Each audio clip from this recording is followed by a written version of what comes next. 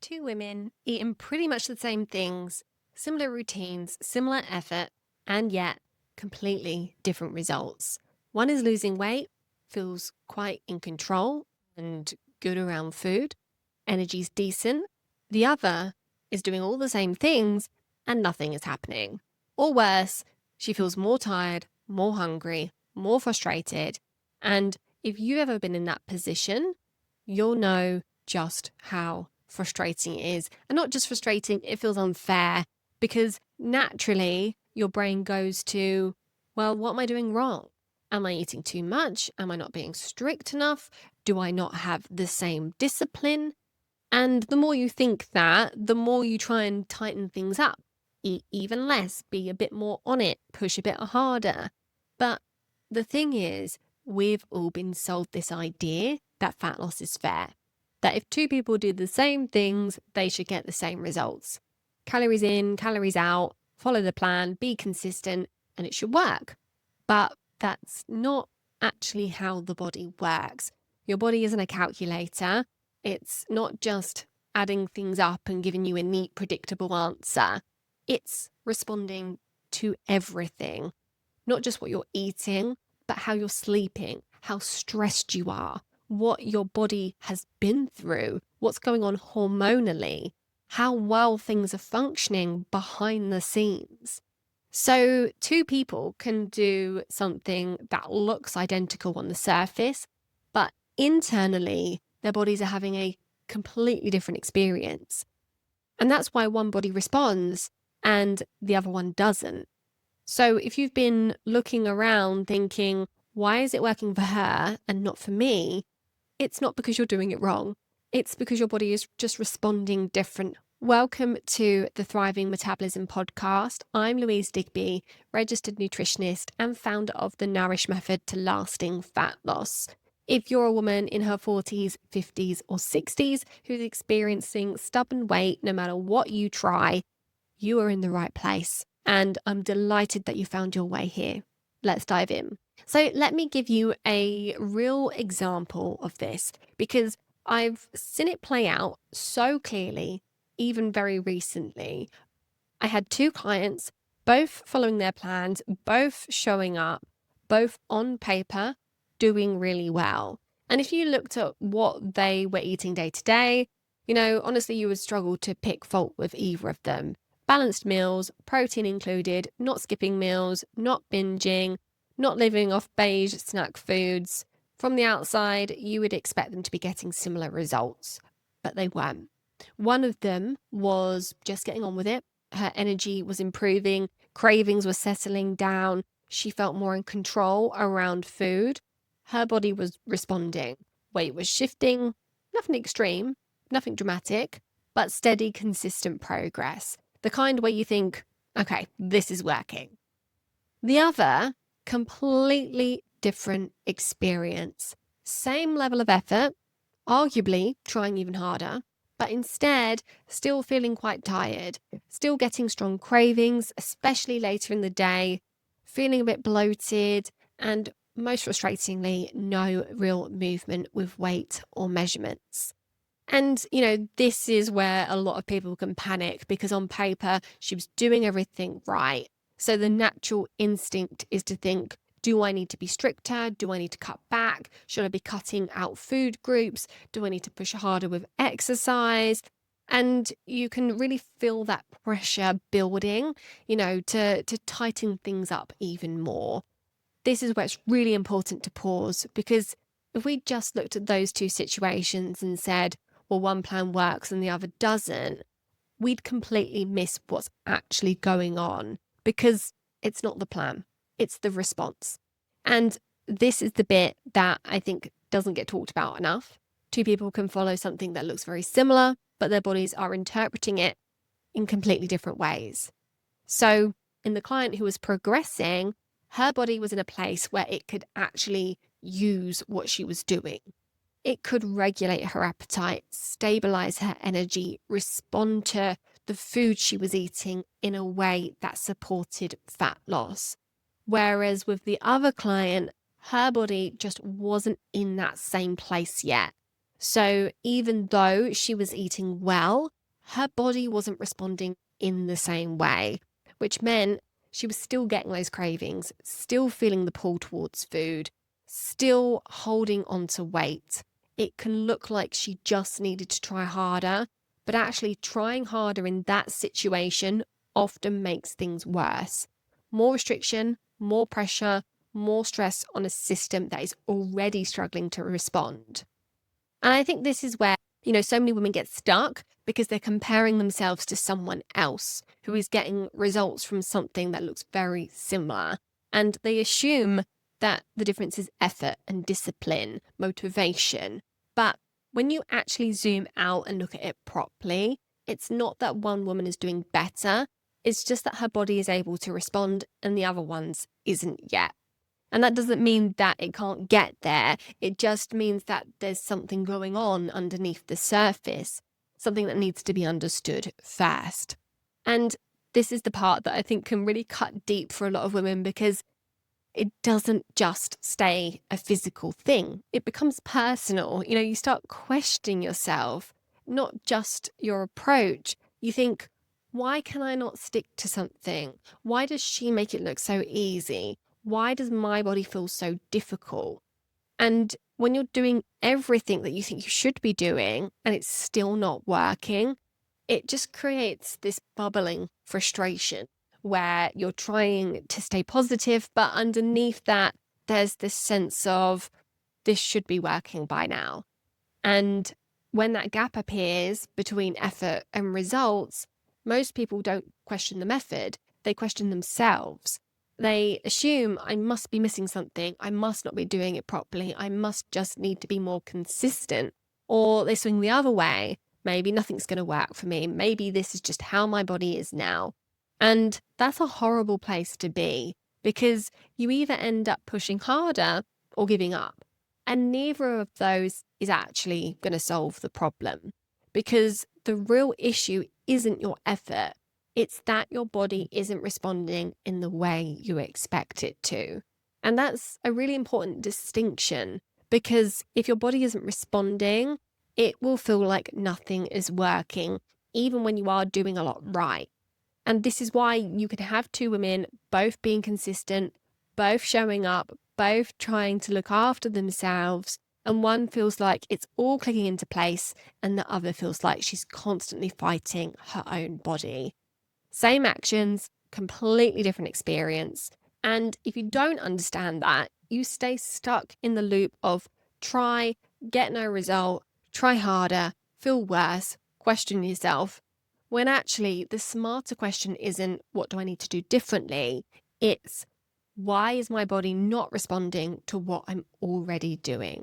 So we need to zoom out, because until now, what we've been talking about is what you can see, what someone's eating, how often they're exercising, whether they've been consistent.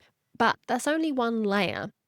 What's actually driving results sits underneath, and most of it you can't see. And this is what I call invisible variables. So two women can sit down and eat the same exact meal, the same calories, the same balance, the same everything, but what happens next inside their bodies can be completely different. One might process that meal really smoothly, blood sugars rise gently, come back down steadily, energy stays stable, appetite stays regulated. The other, blood sugar spikes higher, drops faster, energy dips, cravings kick in a couple of hours. Same meal, different internal response. And that's just one piece. Then you've got things like stress, and not just I feel stressed, but what's happening in the body. Because if someone's under a higher stress load, whether that's work, life, poor sleep, or even under eating or overtraining, their body is already a bit more on edge. So you add in the same plan, and instead of it being supportive, it can actually feel like more pressure on the system, which changes how the body responds again. And then there's digestion. One person eats that meal, breaks it down well, absorbs the nutrients properly, uses that fuel efficiently.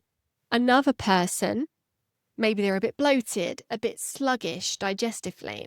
They're not breaking things down as well, not absorbing nutrients in the right way. So even though they're eating the same food, the body's getting a completely different benefit from it. And then layer on top of that sleep quality, hormonal signaling, inflammation, nutrient status. All of these things are quietly influencing what your body does with what you give it.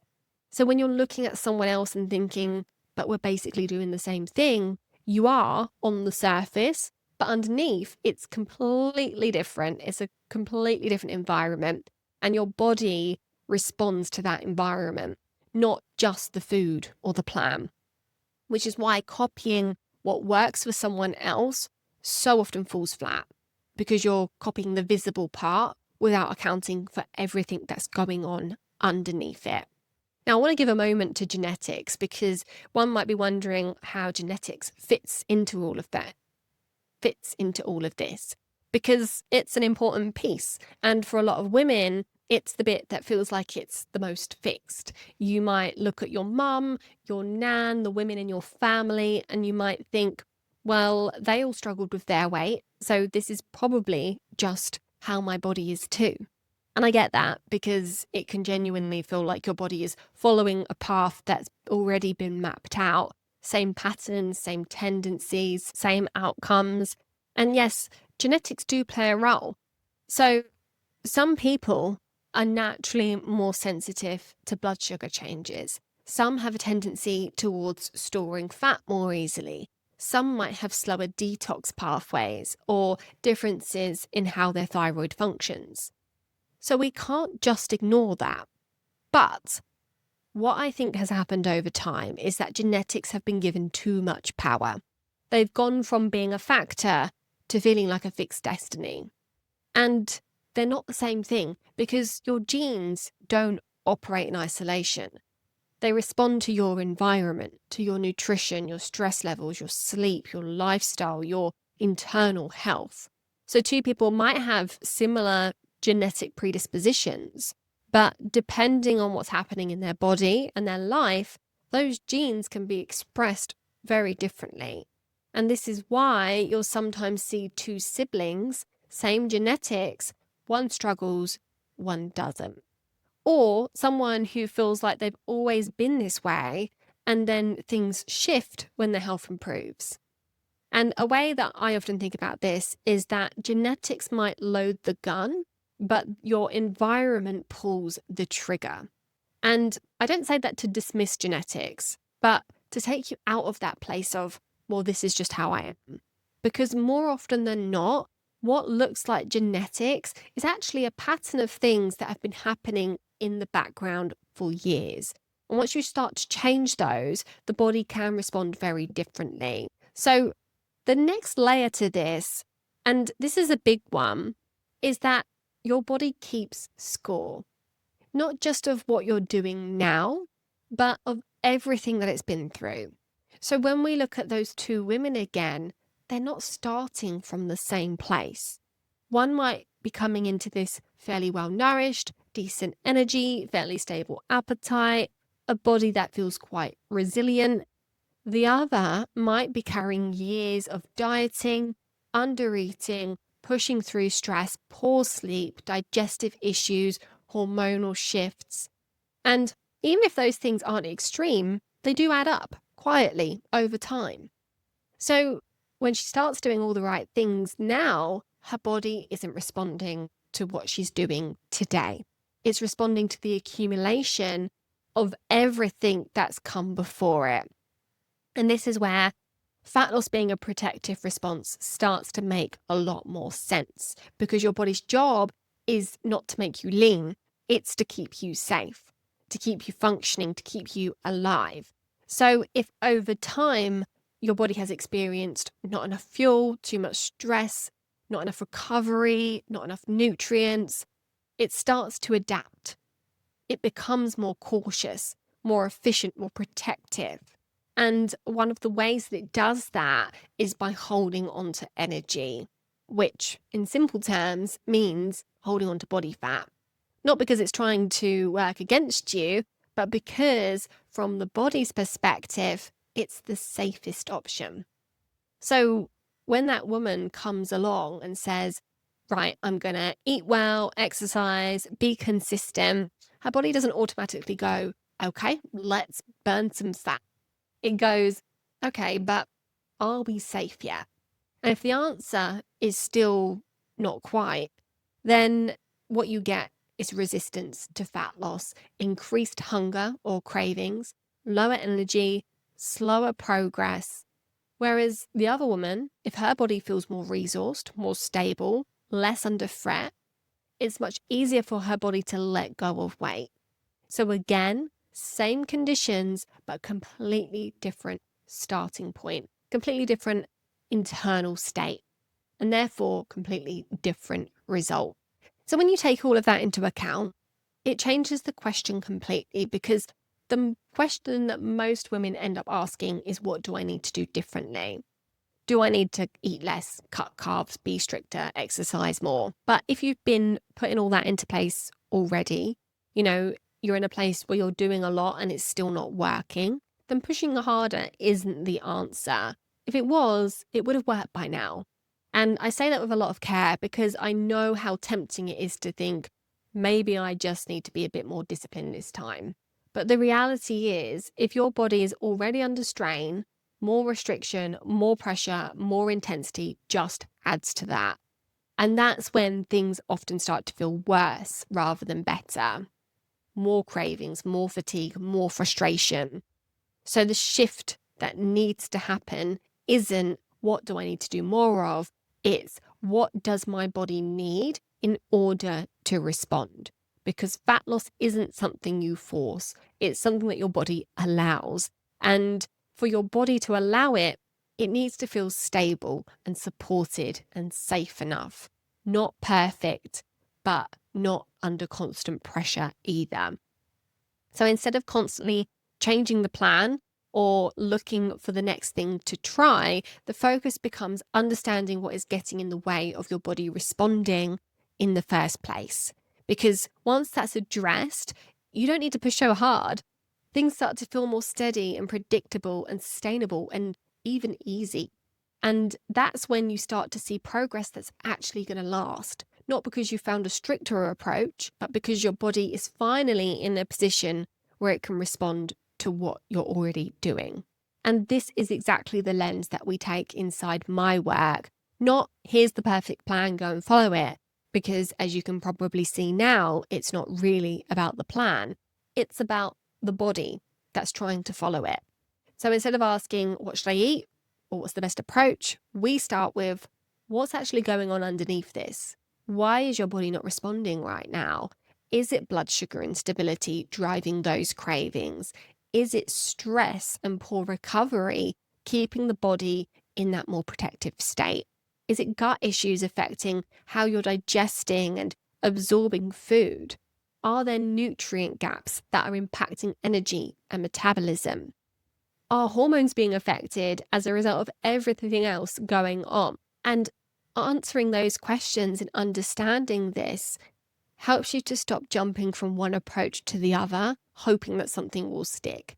Instead, we can be really intentional. We can stabilize things, get energy more consistent, settle cravings, support the body so it actually feels a bit safer and a bit more resourced. And then we build from there, because that's when your body is actually able to respond. That's when fat loss starts to feel less like a fight and more like something that's happening as a result of everything working better. And importantly, it's not extreme. It doesn't rely on you being perfect or cutting everything out or constantly pushing yourself. It's about working with your body rather than fighting against it. So if you've been listening to this and thinking, yeah, this is exactly how it feels, like you're doing all the right things, but your body isn't responding in the way that you would expect, then I've put together a free masterclass that walks you through this in a lot more detail. We go deeper into what actually drives fat loss beyond calories, why your body might be resisting it, and the steps to start getting things moving again without having to push harder. I'll drop the link in the show notes, or visit louisedigbynutrition.com and you'll see the details at the bottom of the page. And you can go and register, watch in your own time, and start to see what's likely going on for you. And just to leave you with this, if you've been looking at other people and thinking, why is it working for her and not for me?